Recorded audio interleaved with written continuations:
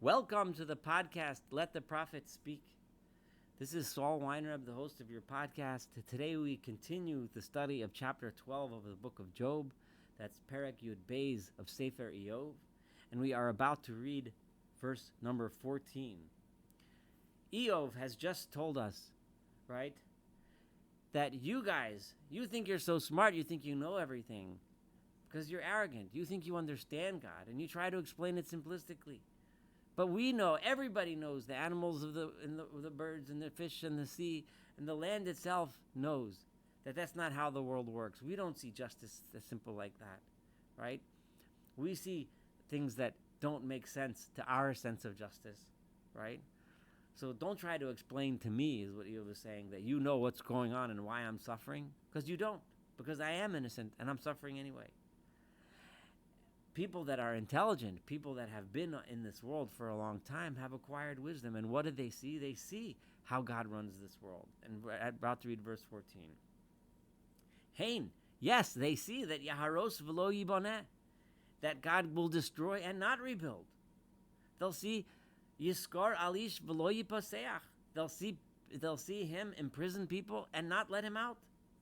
Hein yatzar, verse 15, b'mayim, he will stop the rain, v'yivashu, and allow the land to dry, right? Or v'yivashu, meaning the waters will dry. But either way, it's not fair, it's not good. Droughts happen. V'shalachem, and sometimes he'll set loose the rain, v'yafchu haaretz, and it'll turn the land upside down with flooding. Imo, with him, with God, this is verse 16, oz v'tushia. Oz means strength, v'tushia. Many translate it, and I'm going to go with this translation. The Jewish Publication Society does this, and other translations use the word resourcefulness, which the Malbim kind of explains it that way too. Something, tushia is bringing yeshut, bringing things into action, into poel. So tushia is the ability to take things and make things happen. So God has that strength. God has strength, and God has the ability to make things happen. However, also, lo shogeg umashkeh. God also is the one who leads us to our mistakes, right? God created a world in which we trip on things. We make mistakes. It is He that created the world in which we make mistakes. And mashkeh, He causes us to make mistakes, right? In other words, He sets us into traps. He's not saying this in a way of accusing God, although you could take it that way. But the sense that I get here is He's just trying to say everything here, even those traps that cause us to fall, all come straight from God, right? Molich yoatzim. So in other words, so He didn't create a world in which we're going to all be perfect. He created a world in which many of us, and most of us, and basically all of us, are not going to be perfect, and we are going to make mistakes. Verse 17, Molich yoatzim sholol. He makes the wise ones, right?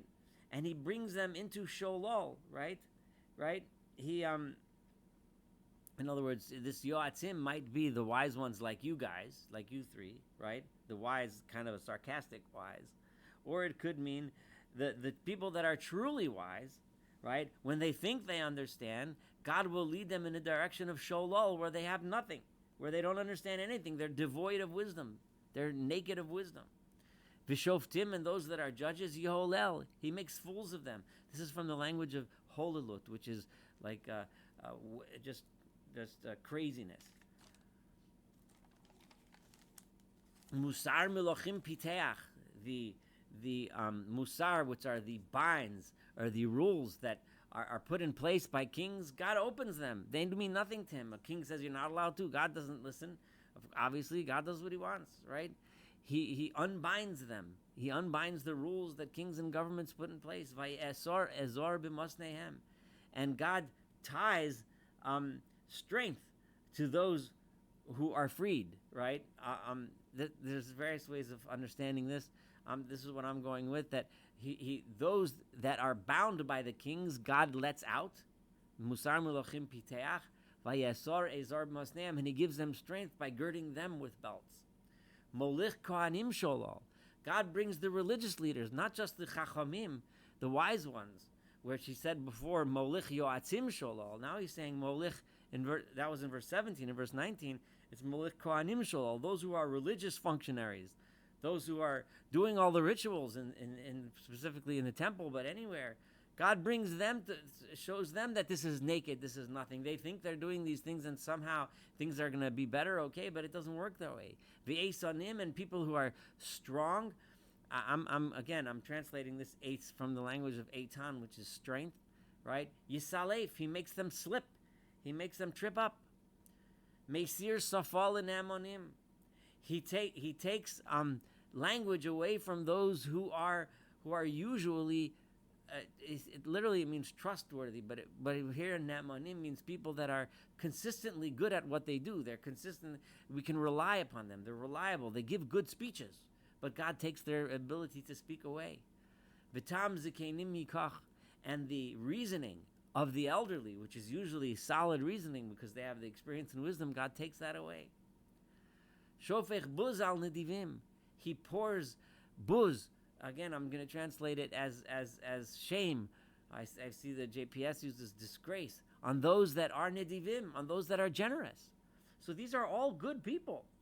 But despite them being good, the Kohanim, he didn't say that these were bad Kohanim, bad priests, corrupt priests. We've had plenty of those when we studied together the prophets, but not the ones that Eov was talking about. He didn't talk. He's talking about Ne'emanim, people that are reliable, people that give good talks and raise the people's level of knowledge and inspire them. The Zekanim, the elderly, the leaders, and here he says even the Nidivim, the generous ones, right? God pours disgrace upon them because this is the world that we see. This is the world that we live in. And very unfortunately, this is the world that Eov is right now experiencing. And it's the end of verse 21, Umiziach afikim ripa. This is, Umiziach here is translated by the Metzudos. Most of the commentaries understand it to mean the belt of afikim is the mighty ones. Ripa, he softens that belt. The belt is the sign of strength, the sign of power.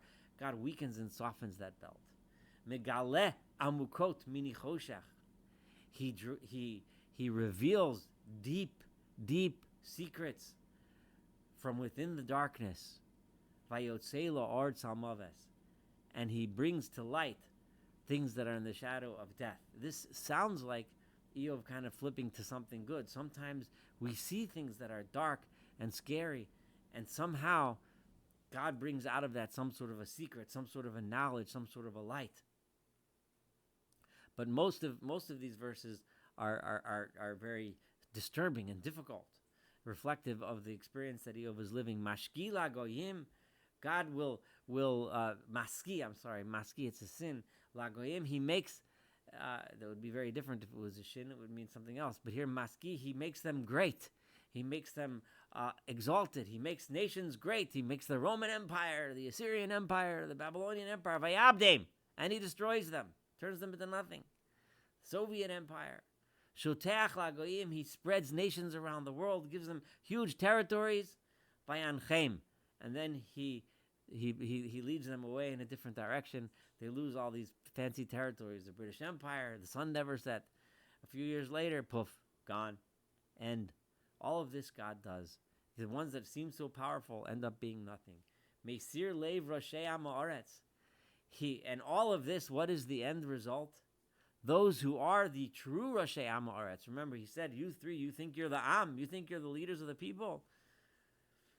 By acting this way, by acting in the way that we can't understand, by meting out justice that we do not perceive, and it seems to us as injustice, he takes the heart away. Remember, that heart, that wisdom that I said that I had, that wisdom that I thought that I had, he takes that wisdom away from those who are the true leaders of the people, so that they're confused.